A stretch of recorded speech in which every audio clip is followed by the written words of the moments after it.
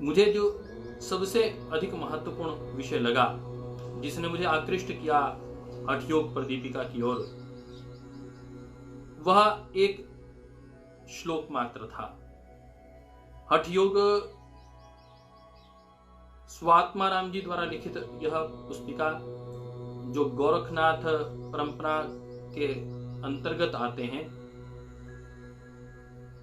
उनके श्लोक ने मुझे सहज रूप से आकृष्ट किया। और वह श्लोक था, चले वाते चलम चितम निश्चले निश्चलम भवेत्।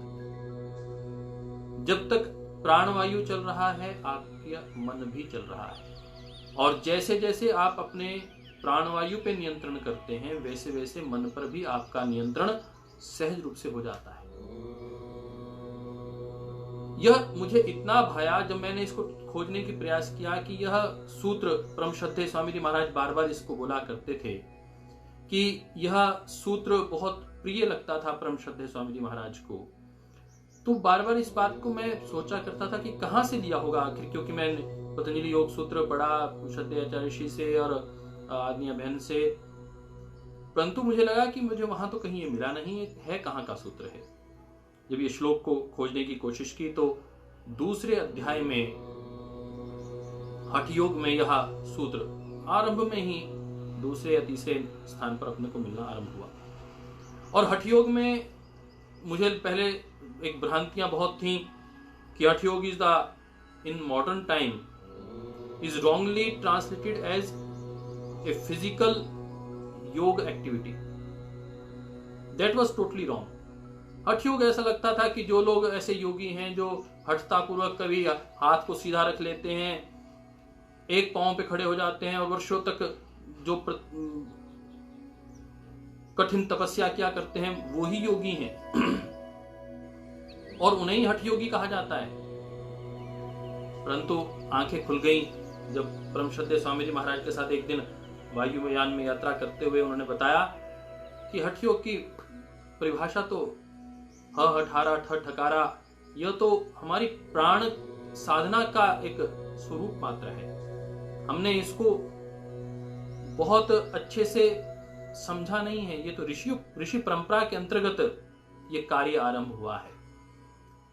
तो आज हमने इसको जानने की कोशिश की, तो हमने कहा कि हठ योग आखिर महर्षि पतंजलि और हठ योग, यह दो पुस्तकें योग में सर्वाधिक जिनकी प्रमाणिकता मानी जाती है, वह प्रमाणिकता आप सहज रूप से अनुभव कर सकते हैं कि पूरे योग के क्षेत्र में दो शास्त्रों पर अधिक बल दिया जाता है। यद्यपि बहुत से शास्त्र हैं, परंतु तीन पर हम यदि बात करें, स्थानत्रय की बात करें, तो उनमें से यदि हम ले लें प्रस्थानत्रय में से कि उपनिषद और गीता, मद्भागवत गीता योग की पृष्ठभूमि जहां तैयार करती है, वहां उसको एक सिस्टमेटिक वे से लिखने का कार्य महर्षि पतंजलि ने किया।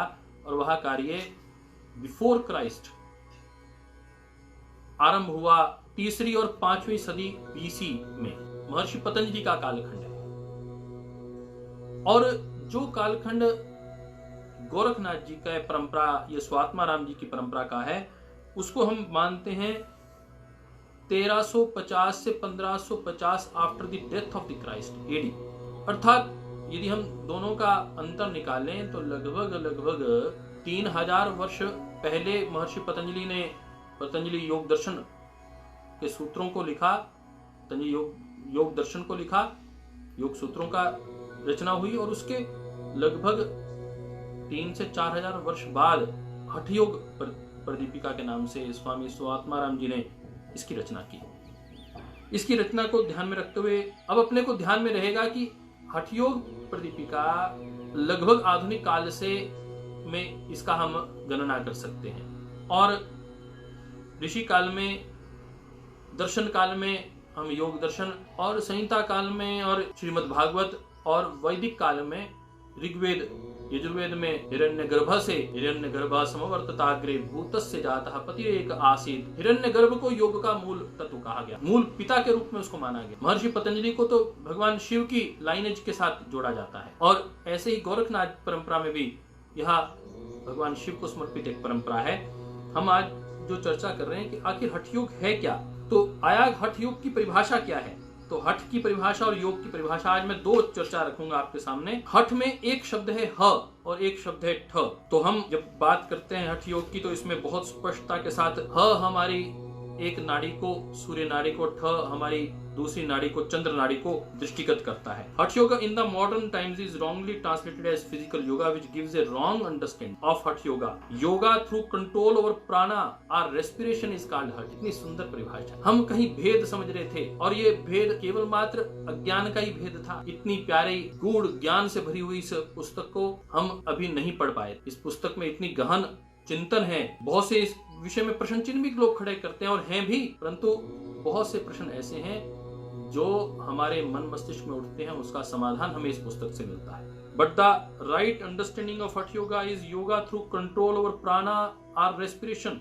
ह stands for sun. The Pingala, जो हमारी तीन नाड़ियां हैं, ईड़ा, पिंगला और सुषुम्ना, उसमें से पिंगला सूर्य को तत्व देती है, सूर्य तत्व का प्रतिनिधित्व करती है, और चंद्रमा तत्व का प्रतिनिधित्व करती है ईड़ा नाड़ी, और सुषुम्ना हमारे बीच में से जो हमारी सरस्वती को वहन करती है। And heating principle are the right nostril. तो ये दाईं ओर से यह जो दायां स्वर है वह ह राइट सन को डिपिक्ट करता है, पिंगला को डिपिक्ट करता है, और यह बायां स्वर ये लेफ्ट नॉस्ट्रिल यह मून को डिपिक्ट करता है, ईड़ा को डिपिक्ट करता है। एंड द ठ stands for moon, Ida the cooling principal.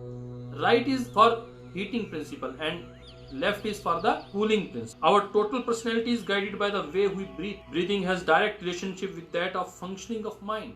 ये इतना महत्वपूर्ण विषय है कि जो हमारा मन है उसकी फंक्शनिंग का सारा दारोमदार हमारे श्वास पर निर्भर करता है। और श्वास को सूर्य ह ठारा ठ ठकारा कीर्तिते, यह जो हमारी वैदिक परंपरा में जो इसकी विश्लेषण और परिभाषा की गई है उसमें बहुत स्पष्ट यह चीजें हैं। और जैसे मंत्र योग है, हठ योग है, लय योग है, राजयोग है, तो लोग सोचते हैं कि राजयोग क्या है, हठ योग क्या है। तो आज इसकी भी चर्चा आपको कर दें कि अष्टांग योग को ही राजयोग कहते हैं, और हठ योग प्राण रेस्पिरेशन के माध्यम से उस राजयोग समाधि तक पहुंचने का एक साधन मात्र है, तीव्र साधन मात्र। यदि आपको तीव्रता चाहिए, तीव्र संवेगानाम आसन्नः, महर्षि पतंजलि कहते हैं यदि आपको तीव्रता चाहिए, आप तीव्रता के साथ शीघ्रता के साथ अपने मन पर नियंत्रण करना चाहते हैं, ईश्वर को प्राप्त करना चाहते हैं, तो आपको प्राण साधना के माध्यम से आगे बढ़ना पड़ेगा। हठ योग प्राण साधना पर निर्भर करता है, प्राण साधना को डिपिक्ट करता है। तो आज गुरु गोरखनाथ की उस परंपरा को नमन करते हुए, अभिनंदन करते हुए, आज हम उसी हठ योग प्रदीपिका का दूसरा जो श्लोक है जिसने मुझे मूल रूप से आकृष्ट किया, वह जो श्लोक है वो आपके साथ में फिर उच्चारण कर रहा हूं। चले वाते चलम चितम निश्चले निश्चलम भवे। जब तक ये प्राण वायु चल रहा है आपका मन भी बोलो चल रहा है, और जब हम अपने प्राण वायु पर नियंत्रण करते हैं वैसे वैसे मन पर भी हमारा नियंत्रण आना आरंभ हो जाता है। तो लय योग क्या है, मंत्र योग क्या है? जो मन के दुखों को हर ले, मनतः त्रायते मंत्रः। लय योग क्या है? This is known as yoga of absorption. Mind is absorbed in nada, the internal sound. This actually is attained as a result of hatha yoga. तो हमें इसमें उलझने की आवश्यकता नहीं, कमोवेश ये सब धाराएं आकर योग की उस साधना को आगे बढ़ाने का ही कार्य करते हैं। Raja yoga, this is supposed to be the highest state of hatha yoga and also equated with that of samadhi. योग को अलग रूप से हम समझेंगे और हठ को अलग रूप से समझेंगे। तो अभी हमने मोटे तौर पर हठ योग को समझा। हठ मायने हठारा ठ ठकारा सूर्य और चंद्र नाड़ी के माध्यम से अपने मन पर नियंत्रण, रेस्पिरेशन पर नियंत्रण करने का नाम। आज लोग कोरोना की चिंता कर रहे हैं। कोरोना सबसे ज्यादा यदि प्रभाव डालता है तो रेस्पिरेशन रेट पर डालता है, रेस्पिरेशन पर डालता है, लंग्स के ऊपर डालता है। और यदि हम इस रेस्पिरेशन को ठीक से जान लेंगे तो हम अपने शारीरिक, मानसिक और आत्मिक, आध्यात्मिक सब प्रकार के स्वास्थ्य को प्राप्त कर लेंगे। आइए हम समझते हैं योग किसे कहते हैं। योग के विषय में बहुत से जिज्ञासाएं आपके सामने उठती हैं। आखिर योग की परिभाषा क्या है? महर्षि पतंजलि कहते हैं योगश्च चित्त वृत्ति निरोधः महर्षि व्यास कह रहे हैं योगः समाधि। और हम अब यदि बात करें after the death of Christ, ये पुस्तक 1350 से 1550 में आई या इसका निर्माण हुआ, इस कालखंड माना जाता है स्वामी स्वात्माराम जी का। स्वात्माराम जी द्वारा लिखित यह लेखिका जो हमारे सामने है, और महर्षि पतंजलि का काल, और उसके पहले अब हम चलते हैं वह है काल भगवत गीता का काल। भगवत गीता में योगस्थ कुरु कर्माणि संगम त्यक्त्वा धनंजयः सिद्ध असिद्ध्यो समो भूत्वा समत्वम योग उच्यते। इतनी सुंदर परिभाषा योग की इसमें दी गई है कि योग मायने समत्वम योग उच्यते। योग का अर्थ है जहां समता आ जाए, बैलेंस ऑफ, श्रद्धेय स्वामी जी महाराज इसको बार बार कहते हैं, balance of hormones, chemicals, proteins, minerals is called yoga. Equilibrium माना आपके जीवन में आप एक ऐसी स्थिति में आ जाएं जहां आपका मन बैलेंस की स्थिति में हो, वह योग है। और योग की बहुत सी परिभाषाएं आपके सामने आपने देखा। यदि एक परिभाषा की ओर आपको विशेष रूप से लेके जाना चाहता हूं, भगवत गीता में जिस परिभाषा ने मुझे बहुत प्रभावित किया, और अभी इन्हीं दिनों में मैं आज तक योग की जो परिभाषाओं को जानता था उनमें से एक बिल्कुल नई परिभाषा जिसको जानकर आप भी अत्यंत प्रसन्न हो जाएंगे। योग की इन परिभाषाओं में तो आदमी को आनंद की अनुभूति होती ही है। मैं छठे अध्याय की ओर आपको आकृष्ट करना चाहता हूँ। गीता का यह छठा अध्याय, और छठे अध्याय में आप पाएंगे कि बहुत सी परिभाषाएं ऐसी हैं जहां आपका मन जाकर रुक जाएगा। जैसे 17वां श्लोक ही है छठा अध्याय का, युक्त आहार विहारस्य युक्त चेष्टस्य कर्मसु युक्त स्वप्न अवबोधस्य योगो भवति दुःखः। योग वो है जो आपको सब प्रकार के दुखों से निवृत्त कर देता है। इतनी सुंदर परिभाषा भगवान कृष्ण एफिडेविट दे रहे हैं कि यदि आपने अपने दुखों से मुक्ति प्राप्त करनी है तो भैया आ जाइए योग की शरण में। केवल मात्र शारीरिक ही नहीं, मानसिक ही नहीं, पारिवारिक, सामाजिक, राष्ट्रीय, अंतर्राष्ट्रीय कोई भी समस्या है उसका समाधान योग में है। युक्त आहार विहार से, आज के यदि करुणा के, ईश्वर के करुणा को हम समझें तो पहले से लिख दिया कोरोना का समाधान।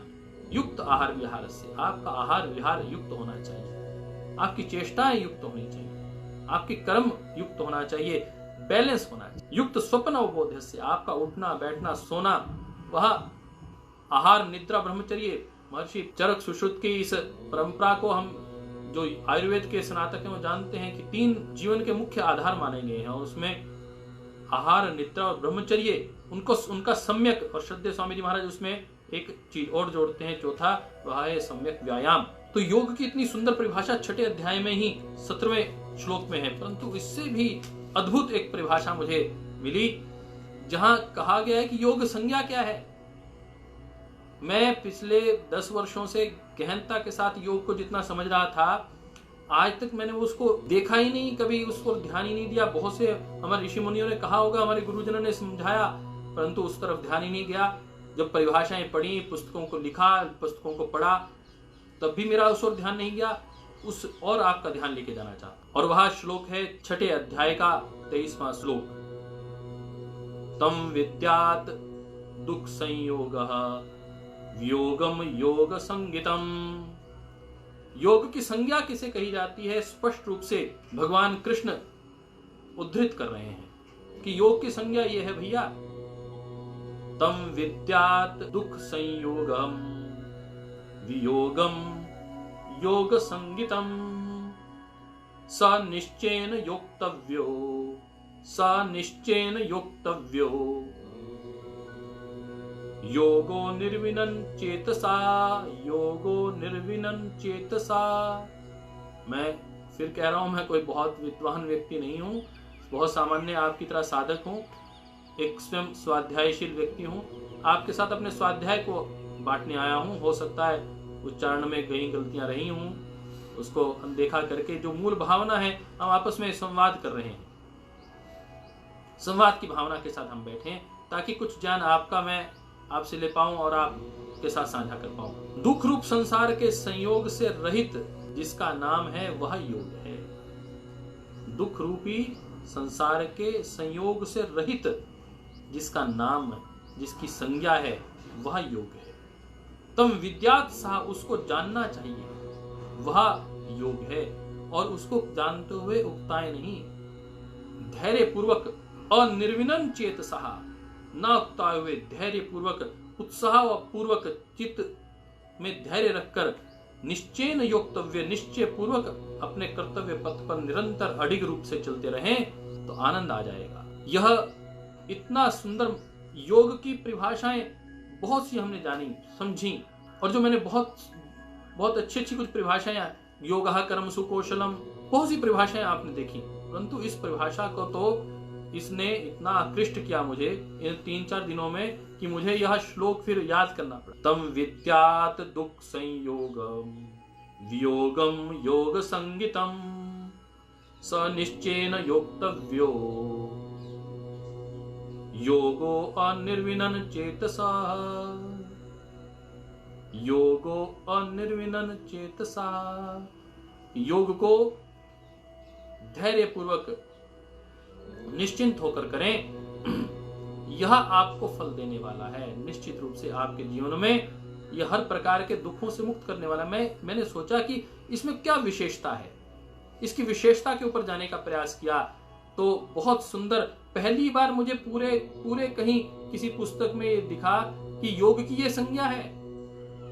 ये पहली बार कहीं देखने को मिला, ना मुझे महर्षि पतंजलि का योग सूत्र में देखने को मिला, ना हठ योग प्रदीपिका में देखने को मिला, जितने भी सूत्र बाकी देखे हमने, परंतु संज्ञा शब्द जहां किसी के साथ जुड़ गया, एक वह बहुत वो बड़ा महत्वपूर्ण था। परंतु इससे भी बड़ा जो मुझे आकृष्ट करने वाला जो तत्व लगा वो था कि सारी दुनिया योग को जोड़ने के लिए कहती है। योग मायने जोड़ना, यूनियन इज कॉल्ड योगा। मैं अभी एक डेफिनेशन आपको सुनाता हूं, आपको आनंद आएगा। योग की एक डेफिनेशन मुझे जिसने बहुत अच्छा प्रभावित किया, परंतु उससे भी कहीं आगे चलकर, although the state of union constantly remains in every person, ignorance prevents most people from realizing it. Just as the thread is the link in a rosary, keeping the beads together, the thread of breath keeps the body and soul together. जैसे धागा फूल की, गुलाब के फूलों को बांध के रखता है, वैसे ही प्राण तत्व आत्मा और परमात्मा के साथ हमें जोड़ कर रखता है। ये प्राण तत्व ही है जो आत्मा से जुड़े हुए हैं। जिस दिन यह प्राण का धागा टूटेगा, हम आत्मा और परमात्मा से विलग हो जाएंगे। When by the grace of the master and the blessing of God, जब गुरु की कृपा होती है और ईश्वर की अनुकंपा होती है, one learns the science of soul, तब वह आत्मा की हमें ज्ञान और विज्ञान की जानकारी होती है। The soul of culture which removes all the impurities of mind, one receives truth constantly, और तब जाकर ईश्वर का वह सच्चा ज्ञान व्यक्ति को प्राप्त होता है। मन की सारे जितने भी मन के अशुद्धियां हैं वो दूर होती हैं। यहां तक तो हमने पढ़ा था कि अशुद्धियां दूर होती हैं, परंतु लोग, और सबसे महत्वपूर्ण लोग यूं कहते थे योग मायने जुड़ना, although the state of union constantly remains in every person, यद्यपि व्यक्ति हर वक्त जुड़ा रहता है अपनी आत्मा और परमात्मा से, उस प्राणों के माध्यम से, परंतु उसको समझते हुए समय लग जाता है, उस प्राण तत्व को पकड़ने में समय लग जाता है, उसको कॉन्शियसनेसली जोड़ने में समय लग जाता है। तो मैं कह रहा था कि योग की बहुत सी परिभाषाएं आई सामने, उन्होंने मुझे प्रभावित भी किया, जोड़ने के लिए प्रेरित भी किया। घृण संहिता भी देखी हमने, और साधना संपत भी देखा, समदम प्रति तितिक्षा, समाधान और श्रद्धा।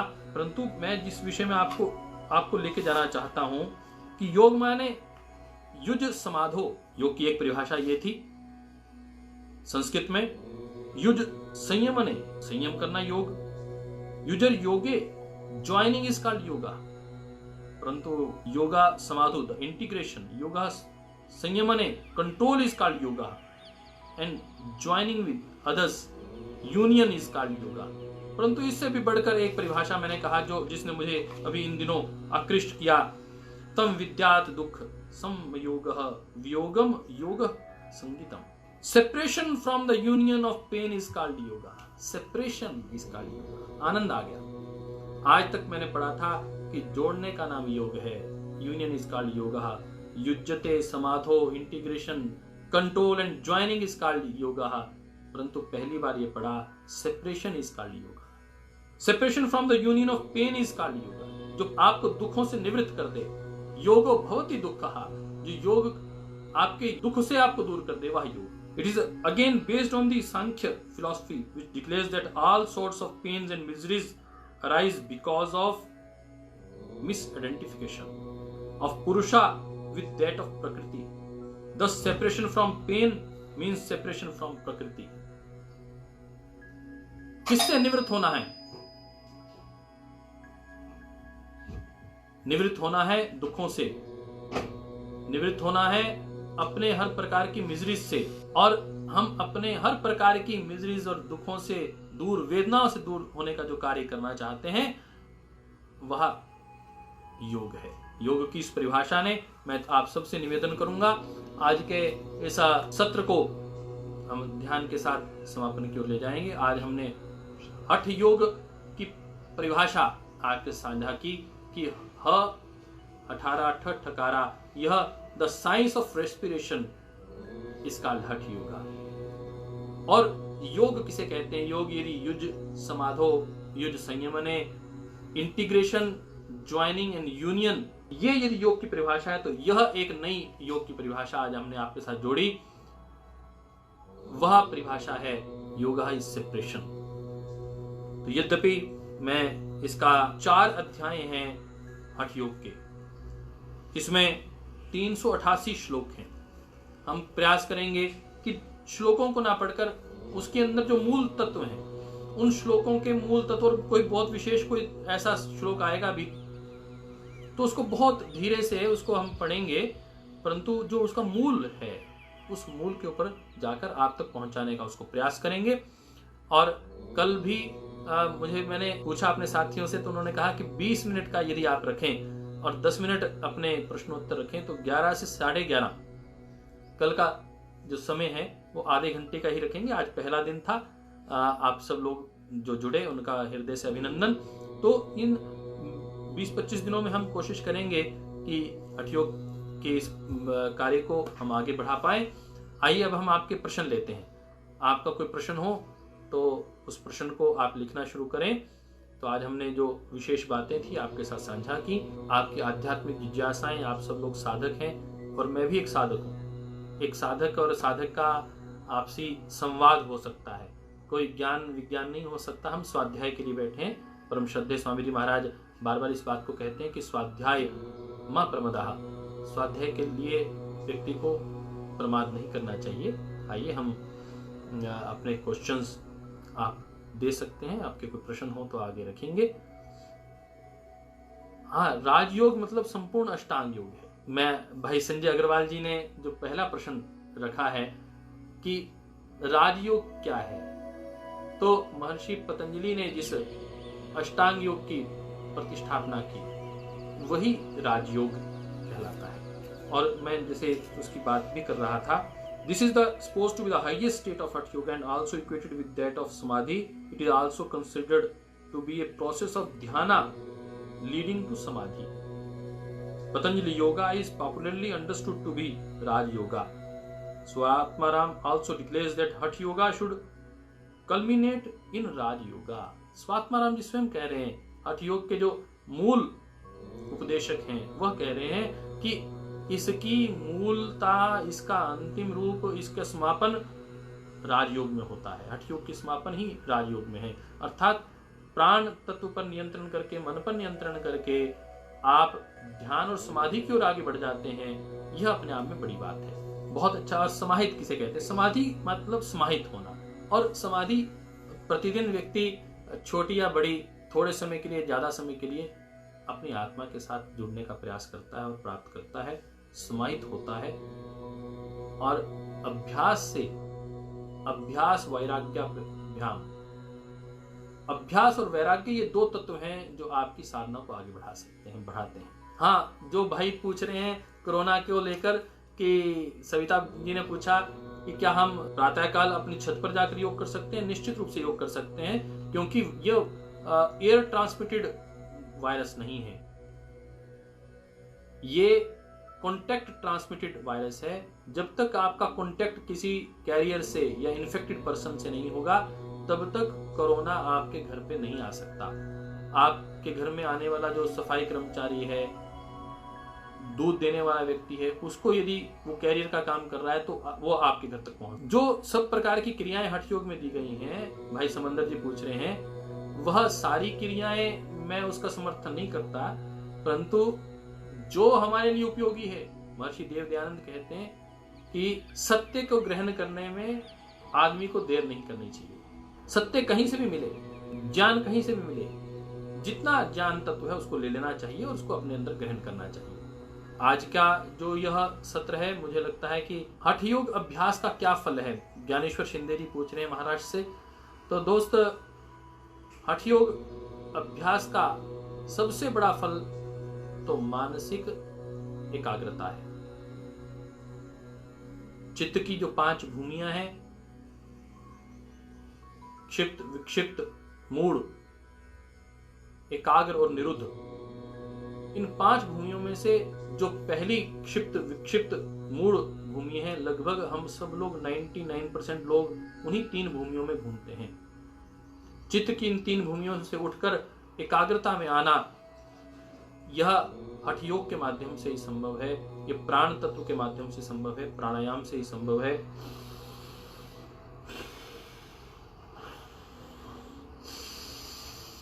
तो कल भी हम ठीक 11 बजे मिलेंगे आपसे 20 मिनट के लिए, और 10 मिनट के लिए हम करेंगे आपके प्रश्नोत्तर का समाधान, और कोरोना को लेकर भी आपका जो प्रश्न होगा उसको भी लेकर चर्चा करेंगे। सबसे महत्वपूर्ण है, आपका हाथ यदि कंटेमिनेटेड भी है तो भी आपको अपने हाथ को धोकर उससे मुक्त प्राप्त कर सकते हैं। परंतु भैया, यदि उनको आपने आंख में ले गए, अपनी नाक में लगाया, मुंह में लगाया, हाथ खाने से पहले आपने धोया नहीं। ब्रह्मचारी संजीव जी पूछ रहे हैं, पतंजलि ऋषि प्रदत्त प्राणायाम का लाभ बताएंगे।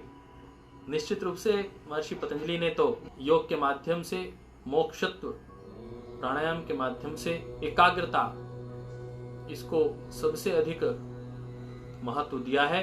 मैंने कहा कि जो चित्त की एकाग्रता है, योगश चित्त वृत्ति निरोधा, चित्त की, you can control the functioning of your mind and you can achieve this state by way of doing pranayama. This is the base and this is the whole theme behind it. चित्त की मैंने कहा 5 भूमियां हैं,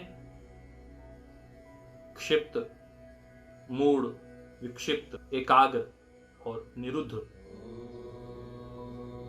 एकाग्र अवस्था में योग आरंभ होता है, उससे पहले योग आरंभ ही नहीं हो पाता। इस योग की भूमि तक पहुंचाने का, एकाग्रता की भूमि तक पहुंचाने का कार्य योग करता है। आयुर्वेद में इसका क्या इलाज है कोरोना का? तो भैया, आयुर्वेद में कोरोना की, हमारे इलाज की जहां तक बात है, इलाज तो आज एलोपैथी के पास भी नहीं है, परंतु जो बड़े तत्व सामने आया है वो ये है कि एंटी मलेरियल जो ड्रग है वो कोरोना में इफेक्टिव है। तो भैया, एंटी मलेरियल अपने यहाँ तो सबसे बड़ा कुनीन जहां से मिलती है वो नीम है। तो आप गिलोय के साथ नीम का काढ़ा पीना शुरू करिए और गर्म पानी सुबह और शाम अवश्य लें, बहुत लाभकारी रहेगा। योग, मंत्र, पूजा पाठ, जाप, सब में क्या फर्क है? इस प्रश्न को, एक लंबा प्रश्न है, आगे लेंगे। मैंने कहा मंत्र त्रायते, जो मन की को अलग, हर प्रकार के कष्टों से अलग करता है, वह मंत्र है। योग जो मन को स्थिर करता है। जाप भी, जिसे कीर्तन कहते हैं, यह नवधा भक्ति का अंग है। इसके माध्यम से भी मन की एकाग्रता होती है। मन को एकाग्र करने का, ईश्वर प्राप्ति को उस स्टेट तक लेके जाना, चित्त की उस अगली अवस्था तक ले जाने में मंत्र पाठ भी एक महत्वपूर्ण भूमिका निभाता है। बाकी कल लेंगे बाकी आपके प्रश्न। आज मुझे लगता है सबसे बड़ा कार्य आप लोगों ने किया, सब लोग मिले हैं। आप सब लोगों का बहुत बहुत अभिनंदन।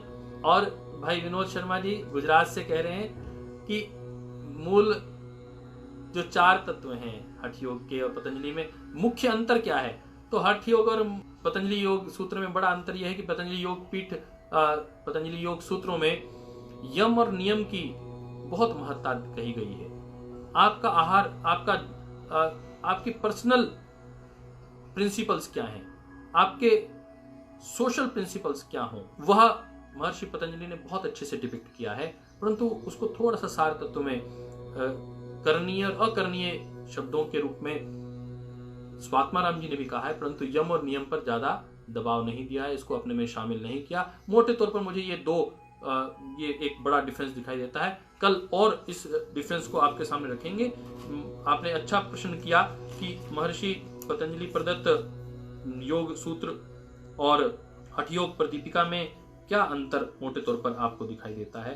तो मैंने कहा कि यह मोटे तौर पर एक जो शब्द आपको ध्यान में आया कि यम नियम का, उसमें महर्षि पतंजलि ने बहुत अधिक बल दिया है यम नियम पर।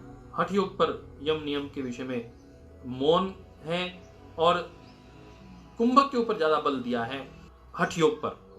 हठ योग की बात करें तो हठ योग कुंभक के ऊपर विशेष बल देता है। Swatmarama in Hatha Yoga Pradipika in his verse itself has mentioned that Hatha Yoga should have the goal to attain Raj Yoga। पहले ही बाद में, पहले ही मंत्र में, पहले ही श्लोक में, in the fourth lesson he enumerates various synonyms of Raj Yoga, in which he mentions Samadhi also as synonym of Raj Yoga। तो इसलिए दोनों में कहीं भेद नहीं है। मोटे तौर पर चीजें आकर एक साथ जुड़ेंगी। तो भाई आचार्य अविनाश जी कह रहे हैं कि समय बढ़ाएं, परंतु कल मैंने जब लोगों से चर्चा की, सबने कहा कि 20 से 25 मिनट ठीक रहेगा समय एक बार में, और 5 से 10 मिनट हम प्रश्नोत्तर काल के लिए लेंगे। और ये हर रोज प्रतिदिन हम आने वाले लगभग 1 माह तक लगातार आपके साथ जुड़ेंगे। मन की चंचलता का मुख्य कारण क्या है? मन की चंचलता का सबसे बड़ा कारण हमारी लस्ट है, लोभ है, वासनाएं हैं। और यह वर्तमान ही नहीं, यह हमारे प्रारब्ध से, पूर्व जन्मों से जो संचित हमारे प्रारब्ध हैं, कर्म हैं, उनके माध्यम से भी यह कामनाएं, वासनाएं हमें भटकाने का प्रयास करती हैं। हमारी प्रकृति जो त्रिगुणात्मक प्रकृति है, वह हमारे मन को विचलित करता है, और प्रकृति से सेपरेशन का नाम ही योग है। जैसे मैंने कहा, आज के इस श्लोक में, आज सब लोग मेरे साथ मिलकर बोलेंगे, तम विद्यात् दुख संयोगम वियोगम योग संगितम स निश्चयेन योक्तव्यः स निश्चयेन योक्तव्यः योगो निर्विनन् चेतसा योगो निर्विनन् चेतसा तम विद्यात् दुख संयोगो वियोगम योग संगितम वियोगम योग संगितम वियोगम योग संगितम। अर्थात separation is yoga.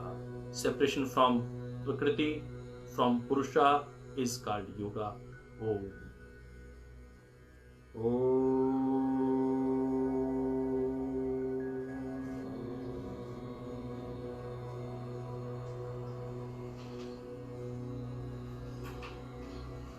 Shanti Shanti Shanti.